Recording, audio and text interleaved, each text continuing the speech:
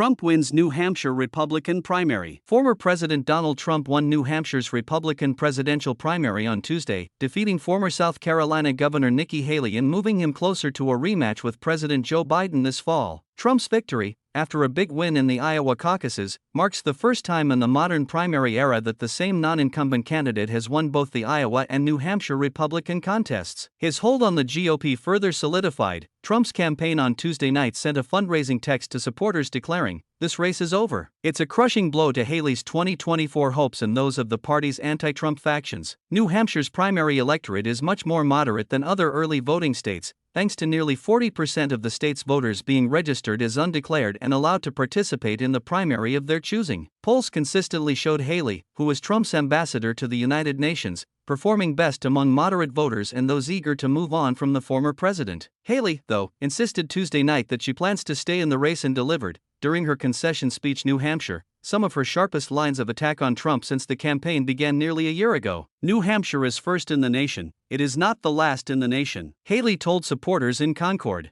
This race is far from over. There are dozens of states left to go, and the next one is my sweet state of South Carolina. Haley is the last candidate standing in the way of Trump's third consecutive Republican presidential nomination, after entrepreneur Vivek Ramaswamy dropped out following a disappointing fourth-place finish in the Iowa caucuses and Florida Governor Ron DeSantis exited on Sunday. She'd sought to portray Trump, who will be 78 by Election Day in November, and Biden, who will be 81, as past their primes and equally bad. In her Tuesday remarks, Haley pinned recent Republican election failures on Trump, while also warning of the potential backlash to his criminal indictments and questioning his mental acuity following an incident in which the former president confused Haley with former House Speaker Nancy Pelosi. "With Donald Trump, you have one bout of chaos after another," Haley said. "This court case, that controversy, this tweet, that senior moment. You can't fix Joe Biden's chaos with Republican chaos." 8 days after a delighted Trump gave a mostly gracious speech following his Iowa caucus victory, a plainly angry and frustrated Trump spent the majority of his New Hampshire speech railing against Haley. "Who the hell was the imposter that went up on the stage that went before and claimed victory?" Trump said. "She did very poorly actually." Trump first responded, in real time as Haley spoke, in a series of social media posts calling her campaign a lost cause and demanding she drop out. Haley said she had to win in New Hampshire. Trump wrote. "She didn't." Moments after Haley began her remarks, he continued, "Delusional. She came in third last week." Trump wrote in a third post. Outside groups aligned with Haley appear to disagree. Mark Harris, executive director of the pro-Haley Super PAC SFA Fund, told CNN they're on to South Carolina and plan to spend millions on ads, direct mail, and more. Trump struggled to get 50% in 2 states, Harris said, suggesting that the twice-nominated former president is shedding overall support in the race, his third consecutive presidential campaign. While Haley had a prominent supporter in New Hampshire Governor Chris Sununu,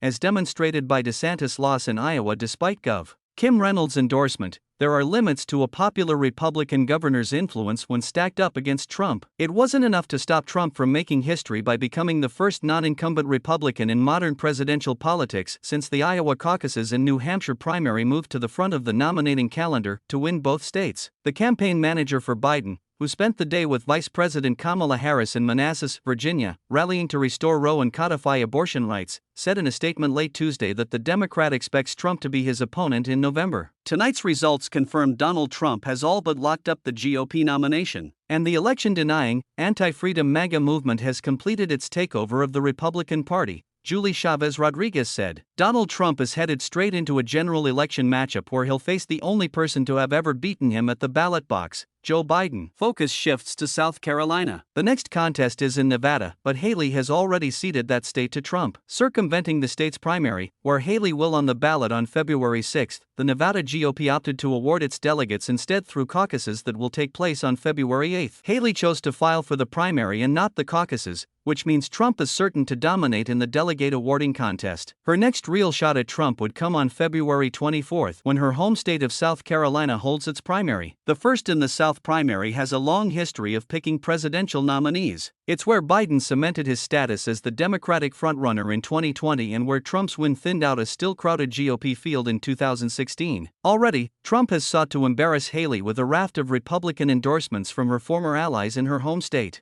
Tim Scott, who Haley appointed to the Senate when she was governor in 2013, and Representative Nancy Mace, who Haley supported against a Trump-backed challenger in 2022, both endorsed Trump in recent days. "I have watched the political class line up with Donald Trump. I have fought the political class all my life. You won't see the political class with me in South Carolina," Haley said at a Monday campaign stop in Franklin, New Hampshire.